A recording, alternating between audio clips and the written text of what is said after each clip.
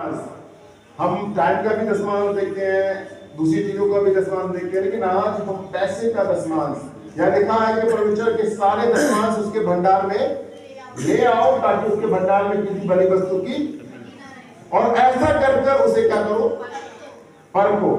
जांचना और परखना दोनों अलग है। जांचना क्या है, मैं तुझे इस महीने इतना दे रहा हूं, अगले महीने तू मुझे इतना दे रहा, ये जांचना है। परखना क्या है कि जो परमेश्वर का है वो परमेश्वर को मुझे देना, ये मेरा नहीं है। मुझे अपनी सैलरी में से अगर मेरा 10,000 का इनकम है, मुझे 1,000 रुपए निकाल के रखना कि ये मेरा है ही, और ऐसा करके उसे परखना है और ताकि उसके ना रहने पाए। फिर क्या कह रहा है, ऐसा करके तुम मुझे परखो, और फिर क्या है आगे है, बाइबल कह रही है कि मैं आकाश के झरोखे तुम्हारे लिए खोल दूंगा और तुम्हारे ऊपर अपरंपार आशीष की वर्षा, है ना, जिसका कोई तोड़ नहीं। इतनी सारी आशीषें परमेश्वर आपको देना चाहता है, लेकिन आप परखते नहीं, है ना। आज भी हम क्या करते हैं, परमेश्वर को कितना रुपया दे रहे हैं, हमारी इनकम 30,000 है, लेकिन हम परमेश्वर को 20 रुपये देंगे। अभी इन दिनों क्यों, कई दिन से मेरे दिमाग में भी आ रहा, हम 40 दिन की फास्टिंग, कल मुझे फास्टर बता रहे थे बहुत अच्छे से, अभी हम आपके लिए 40 दिन की फास्टिंग रख रहे हैं। कितने लोग रख रहे हैं, चर्च कैलिस्टा रख रही है, बट आप फास्टिंग रख रहे हो, आप भी देख रहे हो, हम भी रख रहे हैं, बट उसका कोई उपाय नहीं है। करना क्या है, सिर्फ भूखे रहना। पास्टर कल मुझे इस तरह सिखा रहे थे कि उनको बोलो आपके पास कुछ भी है, आप रुमाल है आपके पास, कह रहे रुमाल आपको दे, चप्पल है आपको चप्पल ला के दे, कुछ भी जो आप कर सकते हैं। आप जो खाना नहीं खाते, बचा के रखते हैं, सपोज आप 100 रुपए का खाते, आपको 100 रुपए बचा कर चर्च में देना है। क्या होगा पता उसका कारण, उन्होंने बहुत अच्छे समझाया कि जब आपकी उनकी दी हुई चप्पल आप पहनोगे, आपको याद आएगा, है ना, सुबह उठे आपने चप्पल डाली, कि चप्पल किसने दी, अच्छा उस व्यक्ति ने दी है, प्रभु उसको आशीष होगी या नहीं होगी प्रार्थना, आपने दिया नहीं, पास्टर को कैसे याद आएगा कि इसके लिए मुझे दुआ करनी है। जब वो हैंकी कभी निकाले, आपने एक रुमाल दिया साहब, अभी उसने अपने मुंह को पहुंचा और मुझे याद आ रही है रुमाल मुझे उस बहन ने दिया, आप क्या करोगे, ऑटोमेटिकली उसके लिए क्या करना शुरू कर दोगे, प्रार्थना। कई बार ऐसा होता है, अभी आजकल हमें रानी बहुत अच्छा खाना बना के खिला रही है, तो कुछ तो पकौड़े उसने उस दिन खिलाई, और जब उसने खिलाई, मेरे मन से मेरे अपने आप प्रभु आपको हर वो आशीष देगा जिसकी तुम्हें दी। कारण क्या है, जब आप देते हैं, आपका दिया हुआ आपके पास आशीष के तौर पर वापस आएगा। आप कभी करते ही नहीं तो आशीष कैसे पाएंगे। बाइबल कह रही है कि सारे दशमांश परमेश्वर के भंडार में ले आओ, तब उसे परख कर देखो, तब वो क्या करेगा, अपरंपार बारिश आशीष होगी। हम क्या दबा के रखते हैं। मैंने कहा कितने लोग हैं जो डॉक्टर्स के पास जाते हैं, कारण क्या है, आप अपनी कमाई का अपना बजट आपने ऑलरेडी क्या करते हैं, कुछ लोग बजट इस तरह बना के चलते हैं, 30,000 हमारी सैलरी है तो हम क्या करेंगे, 10,000 हमारा खाने का रहेगा और 5,000 हम डॉक्टर्स के पास, पहले से आपने डॉक्टर के लिए रखी है, और जब आप डॉक्टर के लिए रखते हैं तो ये डॉक्टर के पास ही जाएगा। लेकिन जब आप कह रहे हैं कि 30,000 सैलरी में से हमारा 3,000 परमेश्वर को देंगे, क्यों देंगे, कारण है हम एक महीने में 3,000 अगर परमेश्वर को दे रहे हैं, 30,000 में से हम उसकी अपरंपार आशीषों के लिए 3,000 देने का मतलब है पूरे महीने हमें डॉक्टर के पास ना जाना पड़े, हमें कोई कर्ज देना ना पड़े, हमें हमारे साथ कोई दुर्घटना ना हो, हमारे साथ कोई बुरी विपत्ति ना आए। हम संसार में देखते हैं आए दिन कितनी बीमारियां, आए दिन कितने सारे इन्फेक्शन, है ना, जैसे रश्मि ने बताया कितनी समस्याएं, उन सब से बचने के लिए अपरंपार बारिश होना।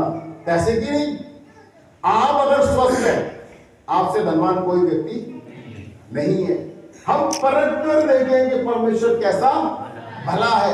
हम ये देखकर देखें कि प्रभु क्या बारिश कर रहा है। मैंने क्यों बोला रश्मि को बोलना जरूरी। आज सुबह जब मैं बचत के लिए तैयारी कर रहा था तो मेरे दिमाग में रश्मि का नाम, मामा का नाम, ये नहीं बता रहा आ रहा था है, ठीक है।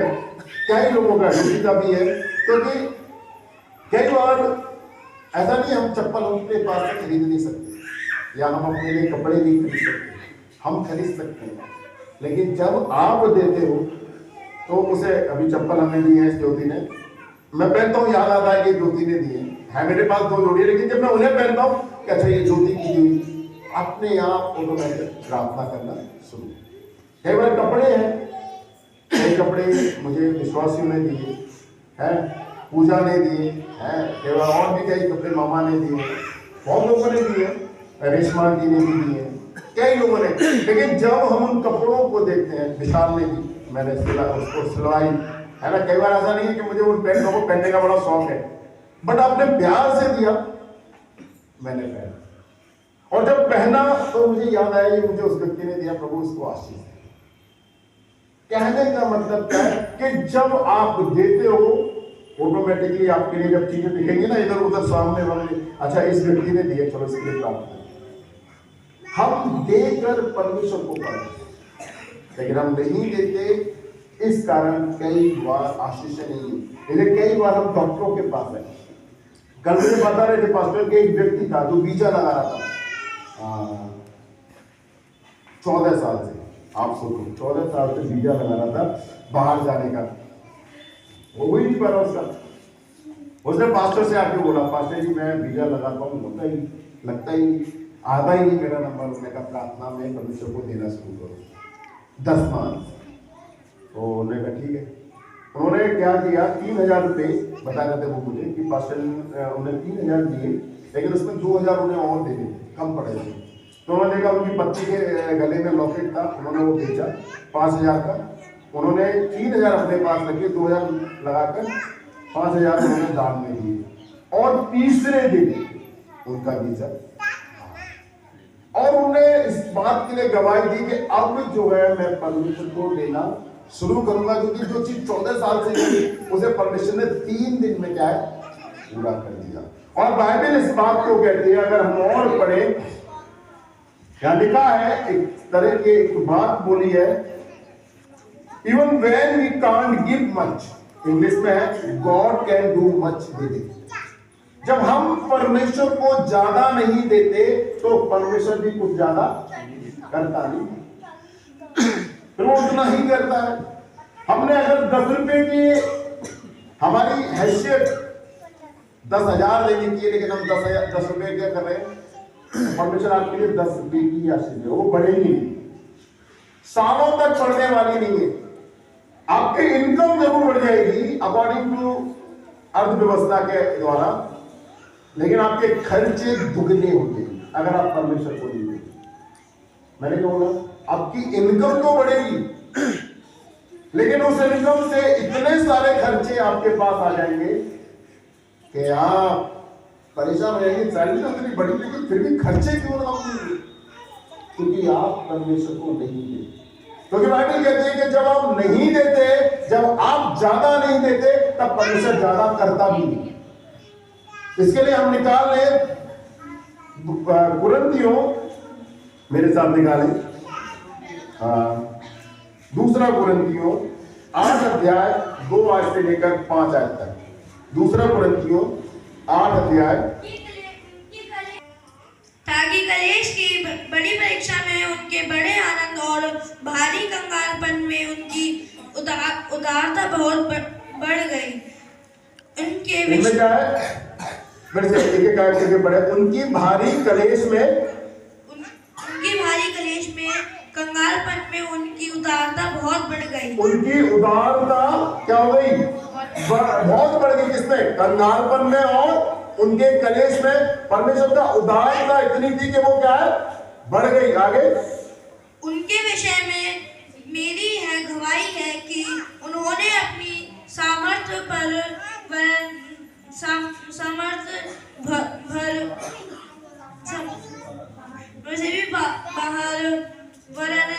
से भी बाहर मन में दे दिया। हाँ, इवन इतनी सामर्थ नहीं थी, जितना उन्हें देना है बताते उससे बढ़कर उन्होंने लिया। इस दान में और पवित्र लोगों की सेवा में भी होने के अनुग्रह के विषय में हमसे बार बहुत विनती की। ये माइक इसे पूरा कर दो, ध्यान देना फिर से।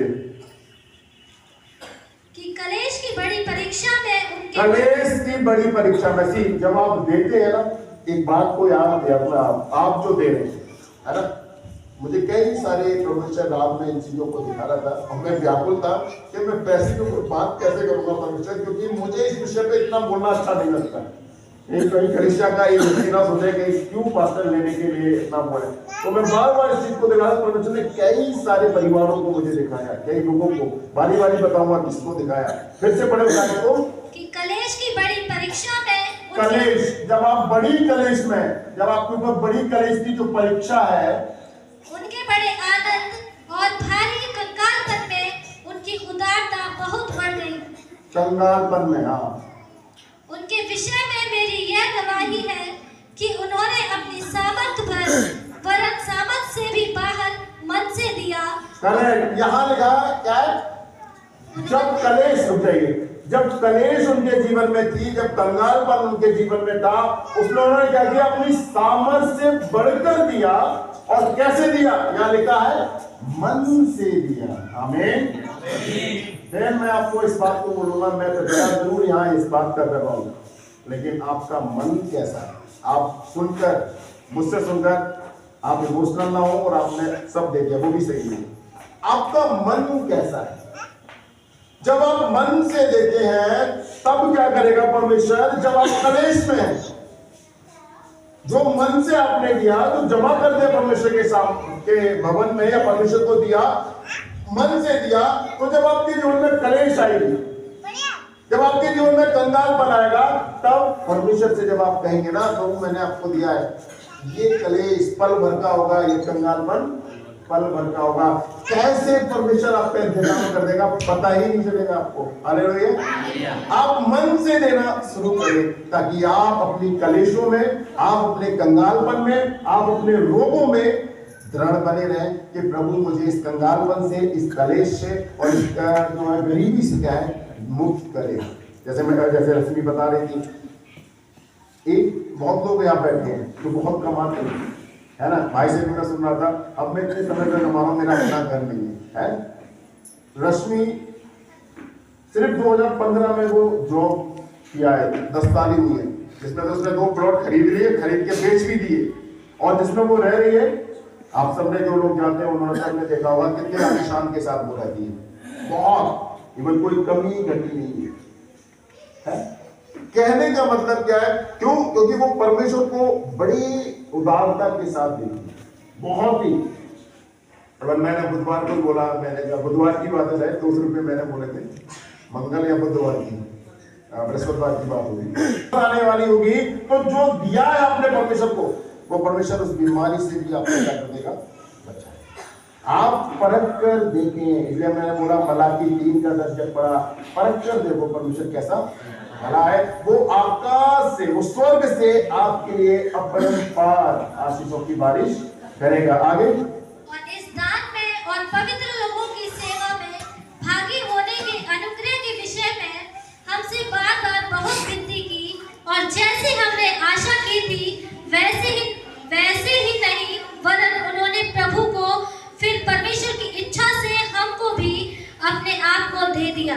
हाँ, इवन यहाँ कह रहा है कि उन्होंने केवल दान ही नहीं, पैसा ही नहीं, इवन अपने आप को भी हमें दे दिया है। पैसा तो दिया ही दिया, लेकिन परमेश्वर का वचन कह रहा है कि उन्होंने अपने आप को भी क्या कर दिया? दे दिया। लेकिन ये अलग टॉपिक है, हम इस पर बात नहीं करेंगे। आज हम केवल देने के विषय में बात, हम परमेश्वर को कैसे मन से देते हैं। जो कोई व्यक्ति ने बना लिया कि अच्छा ताज देना है, तो 10 साल से वो 100 रुपये दे रहे हैं। आगे बताओ, 10 साल में आपकी कभी सैलरी बढ़ी नहीं है? क्योंकि आप परखते हैं। आपने सोचा नियम है ये चर्च का, पास्टर ने बोल दिया इसे देना है ना।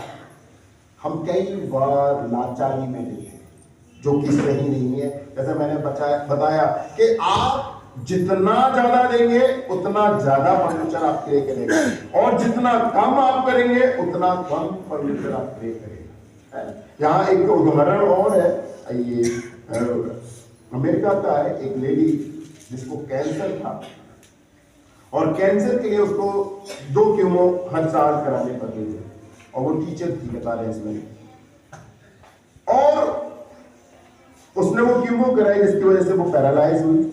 लेकिन उसे स्कूल में तीसरे अपार्टमेंट से जाना है, वहां तक कैसे जाएगी? वो परमेश्वर के सामने इस बात को रख रही है, और उसने क्या है कीमो वाला पैसा परमेश्वर को देना शुरू किया, एक कीमो का देना शुरू किया। परमेश्वर ने क्या किया, उसके जो पैरालाइज शरीर था उसको सही किया, प्लस उसके कैंसर को भी परमेश्वर ने क्या किया। आमीन। उसने इसलिए देना शुरू नहीं किया कि मेरा कैंसर हो, उसने इसलिए देना शुरू किया कि मैं इसको फालतू में खर्च करने के बजाय, मरना तो है ही, मुझे जाना तो है ही, इससे अच्छा परमेश्वर को देना शुरू करो, ताकि ये परमेश्वर के लोगों के लिए काम में।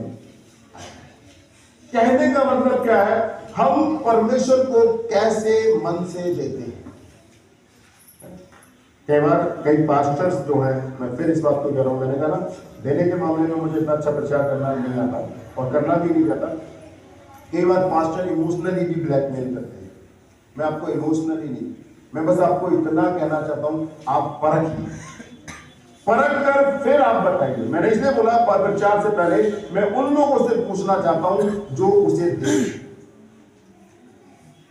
उसे देते हैं उनके जीवन में परमेश्वर अवश्य कार्य करता है। जो उसे नहीं देते उनके जीवन में परमेश्वर कार्य नहीं करता। क्या बात होता है, हम पास्टर को क्यों दें? क्या जरूरत है पास्टर के पास, तो इतना सब कुछ सही है, हम देकर उसे क्यों अमीर करें? ये शैतान लाता है। आप मुझे अमीर नहीं कर सकते, आप मुझे गरीब भी नहीं कर सकते। यदि प्रभु ने मेरे जीवन में राजयोग लिखा है तो आप वो मुझसे छीन, वो हमेशा मेरे जीवन में रहेगा, है ना। कई बार आप अपनी सोच में ही रखते हैं, हाँ हमारे देने से पास्टर अमीर हो जाएगा, हमारे देने से पास्टर के पास बहुत हो जाएगा। ये गलत है, क्योंकि आशीषों को देने वाला परमेश्वर है। हम पास्टर को नहीं दे रहे, हम किसको दे रहे? चर्च में। अब पास्टर का इंतजाम कैसे कर रहा है ये पास्टर का, लेकिन हम तो किसको दे रहे हैं? प्रभु को दे रहे हैं। जैसे मैंने बोला, अगर आप फास्ट रखते हैं, आपको जैसे अभी मैं बोला आपको देना चाहिए। जो हम नहीं खा रहे उसका किसको देना है? उसे जमा करके नहीं रखना, उसे परमेश्वर को देना जरूरी है। और क्यों देना जरूरी है, क्यों पास्टर को देना जरूरी है, आप कभी सोचिए। इस बात को मैं सोच रहा था। आप हमें ऑनलाइन प्रेयर के लिए बुलाते हैं, बहुत लोग जाते हैं, कभी जाते हैं, है ना। कभी आपने सोचा, सोचिए कभी इस बार, पास्टर अपने 3 बच्चों को छोड़कर आ रहा है, और मेरे 3 बच्चे कई बार अभी मैं घर पे छोड़ देता हूँ, लेकिन इस बार हमने डिसाइड किया हम अपने 3 बच्चों को बहनों के पास नहीं, मम्मी के पास नहीं, हमारे घर में रहे। उस समय मैं ये सोचूं, भाई मैं आपके यहाँ नहीं हूँ पूरी रात, मेरी बेटी को कौन देखेगा, मेरे बेटे को कौन देखेगा, मेरे परिवार को कौन देखेगा। और तो मुझे पता है कि मेरे लिए ये बोझ है कि मैं आपके लिए आकर आपके लिए प्रार्थना करूं ताकि आपकी समस्या दूर। उस बात में आप मेरा कितना सहयोग कर रहे हैं, मेरा नहीं, आप ये करके परमेश्वर को दिखा रहे हैं कि पास्टर ने हमारे लिए ये किया, हमने ये कर दिया।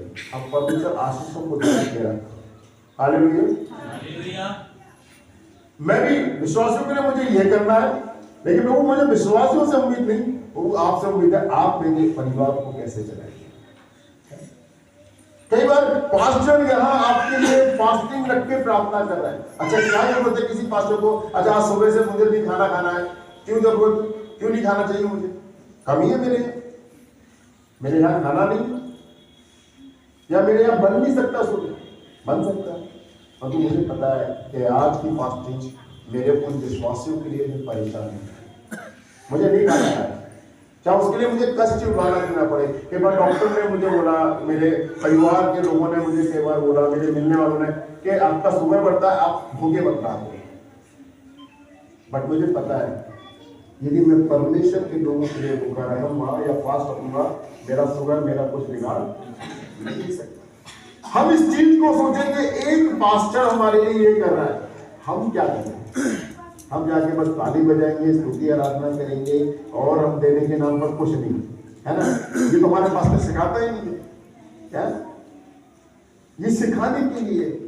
फिर भी आप सोचिए क्या आप किस तरह देते हैं? आप देना शुरू करें। इस चीज को मैं बता ना धीरे धीरे बताऊंगा। प्रभु मुझे किन बातों को दिखा रहा था। जब बात इसलिए मुझे कहना पड़ता है, मैंने परखा है, देखा है। सोनू का परिवार, ये नीलम वगैरह का जो परिवार है, इन्होंने जब परमेश्वर में आए और जब इनमें बड़ी समस्या थी, मैंने बोला ना, जब कलेश में जो परीक्षा थी, एक तो इनका परेशानी इतनी है, बच्चा बीमार, सब समस्या, सब इतनी बड़ी। हमने कहा नहीं, आपके यहाँ 3 दिन की फास्टिंग रखेंगे। ठीक है, आइए पास्टर जी। उस 3 दिन में वो क्या कर रहे हैं, खाना बनाकर हमें खिला रहे सभी को, जितने लोग पहुंच रहे। फिर उसके बाद दान भी दे रहे। उसके बाद हमने कहा अरे ये परेशानी दूर नहीं, चलो भाई 40 दिन की फास्टिंग इनके लिए रखेंगे। और उन्होंने कहा ठीक है पास्टर जी, कीजिए, हम तैयार है। फिर उन्होंने देना शुरू किया, है ना? उनके घर में नौकरियां नहीं है, लेकिन उन्होंने देने के मामले में स्टार्टिंग से, चाहे वो हमारे खाने पीने से सही, चाहे वो प्रभु के भवन में लाने से सही, जो भी उनके खेती बाड़ी में होता है या जो भी दान देने में उनका है, उन्होंने कभी पीछे नहीं किया। और क्या रिजल्ट आया? 1 साल के अंदर प्रभु ने परिवार को सबसे आगे रखा है। आजकल उनकी बेटियां लीडिंग करती हैं। सोनू भाई कई परिवारों को यहाँ लेकर आए हैं विश्वास में, और भी कई परिवारों के साथ बात करते हैं। जब उन्होंने देना शुरू हो गई। पिछले दिनों मैंने सुना इसको तबीयत खराब है, मिस्टी की बहुत खांसी। आज संडे में देखे मैं सरप्राइज, मैंने कहा ये लड़की, इसकी तो तबीयत खराब है। जब हम प्रार्थना करते हैं ना, तो परमेश्वर क्या है, अक्सर उनके घर में मैंने देखा ड्रिप लगी रहती थी। पिछली साल हमने देखा नीलम को प्रार्थना करके गए, हम पता चला ड्रिप लगी। यहाँ से प्रार्थना करके गए, पता चला ये इनके पापा को ड्रिप, इनको ड्रिप, उधर किसी और को ड्रिप, हो इतनी बीमारी। लेकिन जब प्रभु को दिया उन्होंने, उस कलेश में भी उन्होंने परमेश्वर को दिया, मन से दिया। कैसे दिया? मन से दिया। परमेश्वर ने धीरे धीरे उन बीमारियों को, उन कलेशों को, उस कंगालपन को क्या कर दिया? दूर कर दिया। उस घर से बीमारियां, जहां हमेशा टाइफाइड, मलेरिया समस्याएं हमेशा रहती थी, अभी क्या कर रहा है परमेश्वर? दूर कर रहा है। हालेलुया। हम परमेश्वर को परख कर देखे। उन्होंने ना केवल दान, इवन अपने बच्चों को देना भी शुरू किया, है ना? आज हम देखते हैं कि बच्चे लीडिंग में हैं, परमेश्वर की बड़ाई करते हैं, तो ये बड़ी बात है। हम किस मन से परमेश्वर को देते हैं, ये समझना जरूरी है। आगे हम परमेश्वर के वचन को अगर हम और देखें, 1 तीमुथियुस 6 अध्याय उसकी 9 और 10 पद। 1 तीमुथियुस। पर जो धनी होना चाहते हैं वे ऐसी परीक्षा और फंदे और बहुत सी व्यर्थ और हानिकारक लालसा में फंसते हैं। करेक्ट। फिर से ध्यान से सुने, बाइबल क्या कह रही है?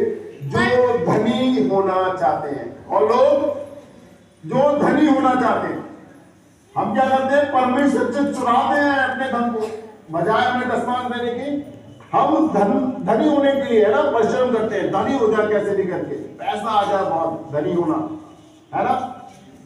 और बाइबल क्या करेगी कि जो धनी होना चाहते हैं, फिर से, पर जो धनी होना चाहते हैं वे ऐसी परीक्षा और फंदे और वो क्या पढ़ते हैं? जो धनी होना चाहते हैं वो क्या परीक्षाओं में पढ़ते हैं, फंदे में पढ़ते हैं, और बहुत सी व्यर्थ और हानिकारक लालसाओं में फंसते हैं। व्यर्थ और हानिकारक लालसाओं में, हानिकारक लालसाओं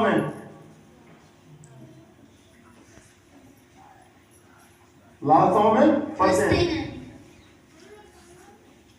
जो मनुष्य को बिगाड़ देती है। करेक्ट, जो मनुष्य को बिगाड़ देती है। आज व्यक्ति क्या कर रहा है, धनी होने के लिए है वो गलत संगति ज्वाइन करता है ही नहीं करता, और वो लोग उसको क्या करते हैं, शुरू करते हैं पिलाना। और बाइबल क्या कह रही है कि जो धनी होना चाहता है वो ऐसी परीक्षाओं में पढ़ते हैं।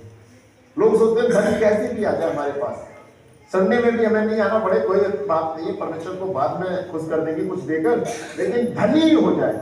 और बाइबल कह रही है जो धनी होना चाहता है वो ऐसी परीक्षाओं में पड़ता है ना, फंदों में पड़ता है, व्यर्थ और हानिकारक लालसाओं में फंस जाता है और अपने आप को क्या कर लेता है, बिगाड़ लेता है। धनी होने के लिए हम परिश्रम ना करें। अगर मैं धन की बात करूं, मैं अपनी बात करूं, मैं डेली बता रहा हूं, मैं आकाशन में पूछना, किसी से भी पूछना, मुझे याद तक देते। अभी डीएम का जो ट्यूशन मेरे पास आई, उन्होंने कहा हम 7,000 भी लेंगे, बुला लो। तो मैंने कहा मुझे इतनी दूर शोरों तक जाना पड़ेगा, मेरी शाम की मेरी प्रार्थना छूट जाएगी। कई बार आप त्याग देखिए, मैं क्यों इस चीज को कहना चाहता हूँ, शाम की प्रार्थना जो हमने शुरू की, मैं फ्री नहीं था, परंतु मुझे लगा कि शाम को प्रार्थना होना जरूरी है। एक बार कह रहा उसके लिए तुझे सैक्रिफाइस करना है, बलिदान देना है। तो मैंने कहा प्रभु क्या है कि जो तू 15-16 हज़ार की ट्यूशन कमा रहा है ना, छोड़नी पड़ेगी, क्योंकि तुझे टाइम मैनेज करना है, 6 से 7 ज़्यादा भी लग सकता है। करना क्या है, मैं चलो जुआ, मतलब जुआ नहीं इस तरह से, चलो प्रभु ये भी करके देखे, फायदा क्या होने वाला ये देखना है ना। और मैंने उधर से छोड़ा, लेकिन हमारे बजट पर कोई फर्क नहीं पड़ा। हमें जितनी आशीषें मिलनी थी प्रभु ने उतनी आशीषें हमें आज भी दे रहा है, अभी भी दे रहा है। लेकिन जो धनी होना चाहता है, मैं धनी होने के लिए मैंने कहा चलो 30,000 मैं उधर से कमा रहा हूँ, 30,000 उधर से कमा रहा हूँ, 15-20 हज़ार और मेरे पास ट्यूशन के आएंगे। कौन किसको पैसा बुरा लगता है, किसी को नहीं लगता, कमाऊंगा।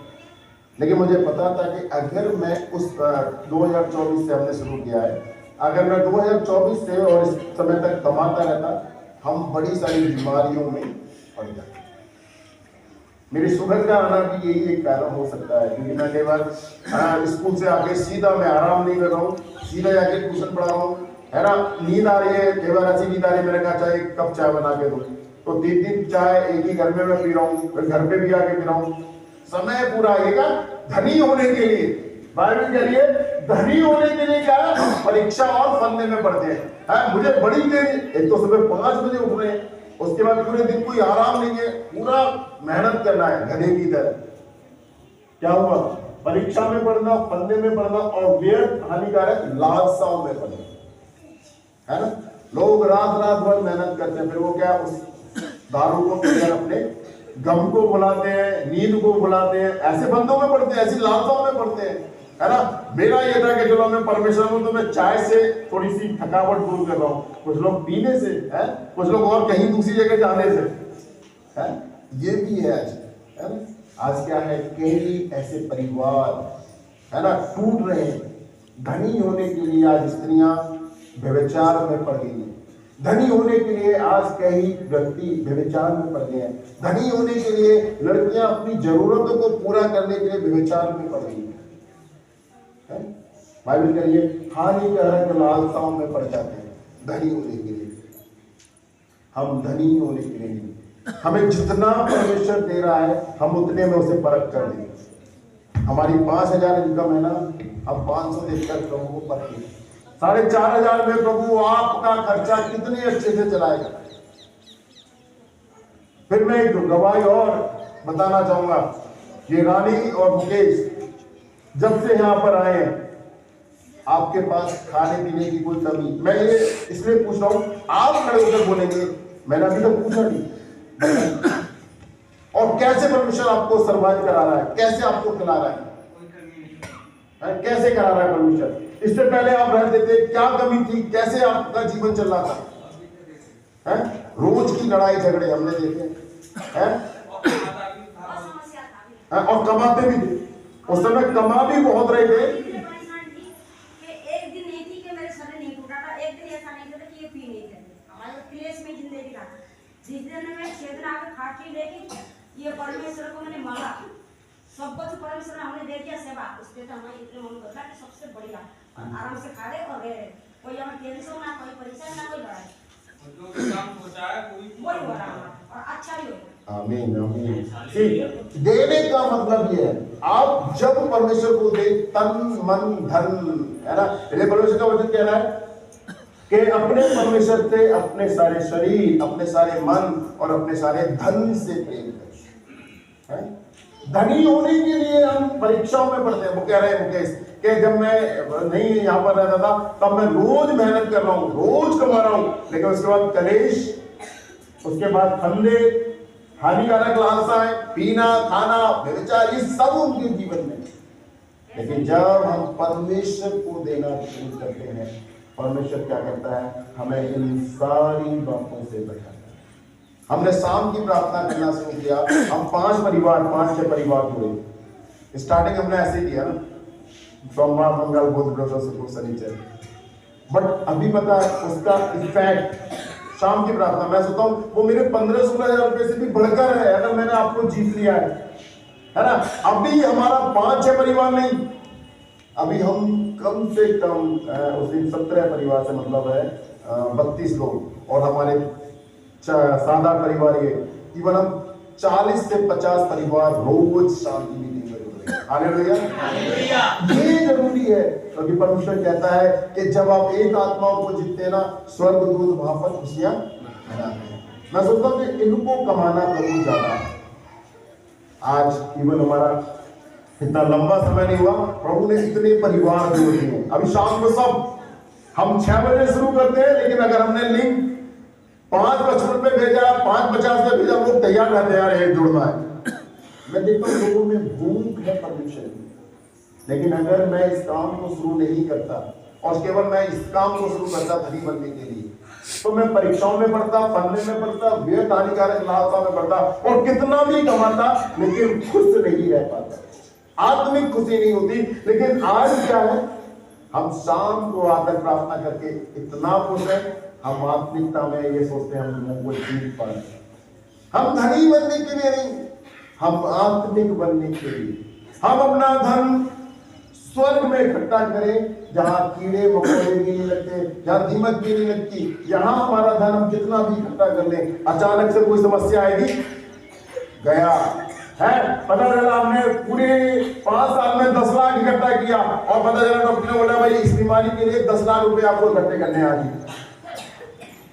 धनी बनने के लिए व्यर्थ परीक्षा में पढ़ने के लिए, व्यर्थ चीजों को करने के लिए धनी बनने की कोशिश ना करें। आप विश्वास से जिए, आपको कोई बीमारी नहीं आएगी। आप विश्वास से जिए, आप परमेश्वर को देकर जिए, आपके जीवन में कभी कोई फंदा नहीं आएगा। आप हानिकारक लालसाओं से बचेंगे। इस चर्च में मुझे नहीं पता उस व्यक्ति का नाम, रियली है ना, अभी तक नहीं पता मुझे। एक चर्च में, हमारे चर्च में एक व्यक्ति है जो सीक्रेट तौर से यानी गुप्त रीति से